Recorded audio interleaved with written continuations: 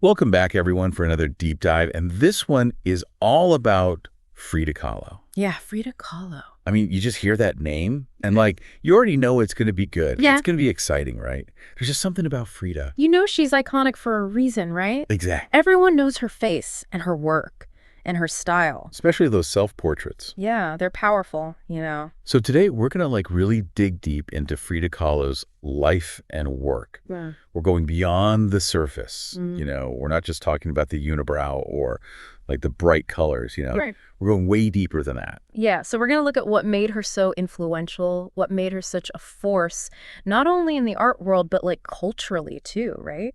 Yeah, and when I was reading up on her, I just kept thinking this is a woman who turned pain into art. Yeah. She took her struggles, everything life threw at her, and she turned it into these incredible, powerful pieces. Well, I think that's exactly what makes her so relatable to people, even today. I mean, who hasn't experienced pain or hardship? For sure. And to see Frida take those experiences and transform them into something beautiful, something meaningful. Yeah.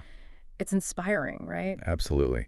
So, all right, let's start at the beginning. Okay. Frida Kahlo, born in 1907. July 6th, 1907. Right, in Cayoacan, Mexico. Yep, right outside Mexico City. And I was reading about her childhood, and right off the bat, life kind of throws her a curveball. She contracts polio at 6 years old. Yeah, and that left one leg thinner than the other, which, obviously would have been a difficult thing for a child to deal with. I'm sure.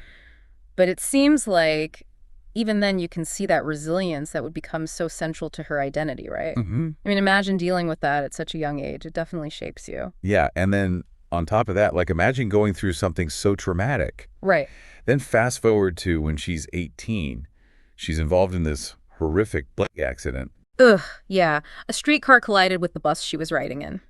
It's just crazy to think about. Really? And the injuries, I mean, we're talking shattered spine, shattered pelvis. That's just unbelievable. Broken ribs, a broken leg, everything you can imagine. Multiple surgeries, yeah.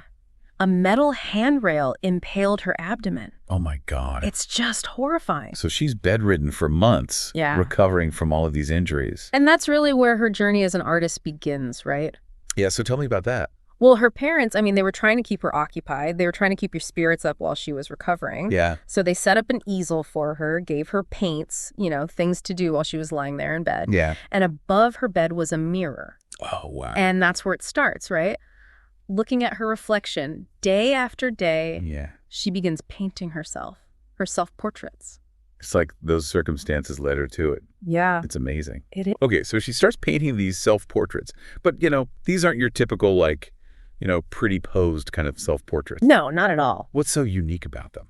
Well, Frida dove deep. She didn't shy away from the pain, both physical and emotional. Right. Her self-portraits, they're raw, they're honest. Yeah. She explores her identity, her sexuality, her struggles with infertility, everything. It's all right there on the canvas. Right there for the world to see. And there's this famous quote from Frida that I think really captures this idea.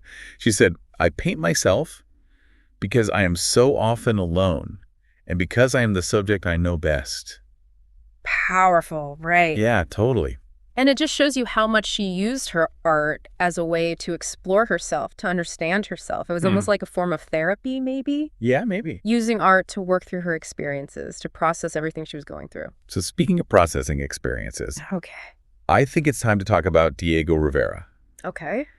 You can't talk about Frida Kahlo without talking about him. No, you can't. He was this larger-than-life figure, both literally and figuratively. He was a famous muralist, Yeah, and much older than Frida. 22 years older. Their relationship, it was passionate. Yeah, it's tumultuous, to say the least. And, on the one hand, they were clearly deeply in love. Yeah. And they really inspired each other creatively. For sure. But on the other hand, there was infidelity, there was drama. Oh, tons of drama. I mean, Diego was known for his affairs. Yeah, he wasn't exactly faithful. No. And Frida also had affairs of her own, actually. Wow. With men and women. Interesting. Yeah, it was a very open, complex relationship. So how do you think that tension, all that back and forth, played out in their art?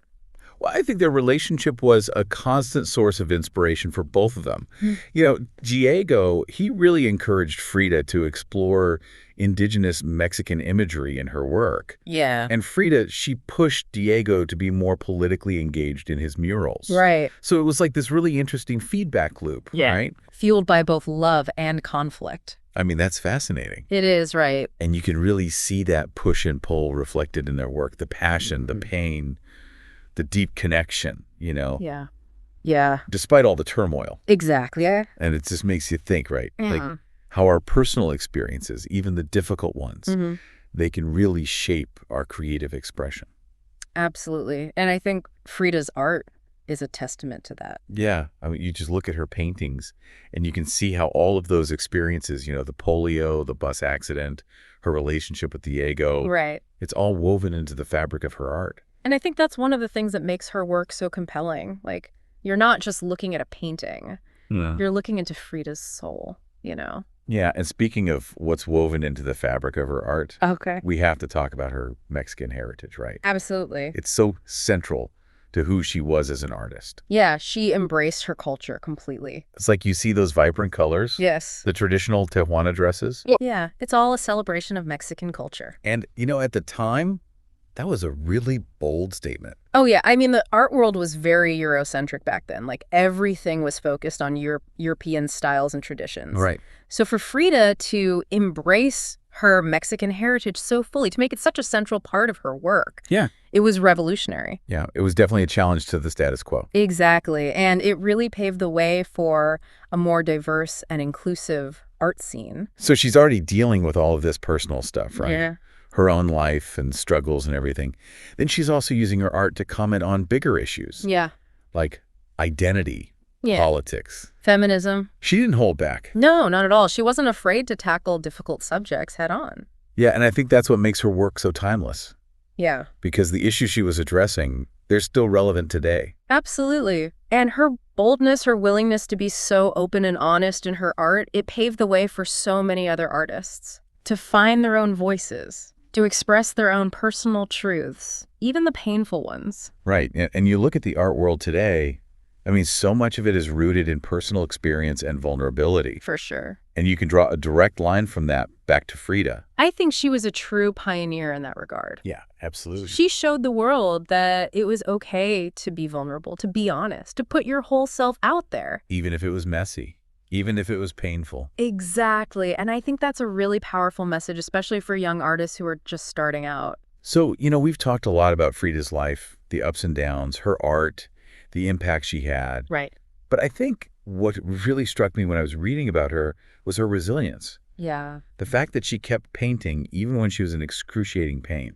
Even towards the end of her life, when her health was failing, Yeah. she was still creating. Like she even attended her last exhibit from a hospital bed. That's incredible, right? It's like a testament to the power of the human spirit, to the drive to create, even in the face of adversity. Exactly. And I think there's a lesson there for all of us, no matter what challenges we're facing, we can still find ways to express ourselves, To create beauty. to connect with others. Yeah. To find meaning. And maybe even to find joy. Yeah. Even in the darkest of times. I think Frida would definitely agree with that. And, there's this quote from Frida, and it just keeps coming back to me. It says, "At the end of the day, we can endure much more than we think we can." Powerful, right? Yeah. It's like she's speaking directly to us, Yeah, and it's like she's saying, don't give up. Keep creating, keep living, keep expressing yourself no matter what. Yeah, I think that's a really important message for everyone to hear. So as we wrap up our deep dive into the world of Frida Kahlo, Okay? I think it's safe to say she was a remarkable woman, Absolutely. a woman who turned pain into art, Yeah. embraced her heritage with every fiber of her being, Yeah. and lived with an unapologetic authenticity Yeah. that continues to inspire people all over the world. For sure. And, she leaves us with a lot to think about. Yeah, a lot to ponder. Like, how can we, like Frida, find beauty in unexpected places, Yeah. even in our struggles? Yeah, even in the midst of pain and hardship. And how can we use our own voices, our own creative expressions to challenge the status quo, Yes. to make the world a more vibrant, more inclusive, and more beautiful place? I think those are great questions for all of us to reflect on. I think so too. All right, well, that's it for our deep dive into the world of Frida Kahlo. Thanks for joining us. And we'll see you next time for another deep dive into something fascinating. See you then. Bye. Bye.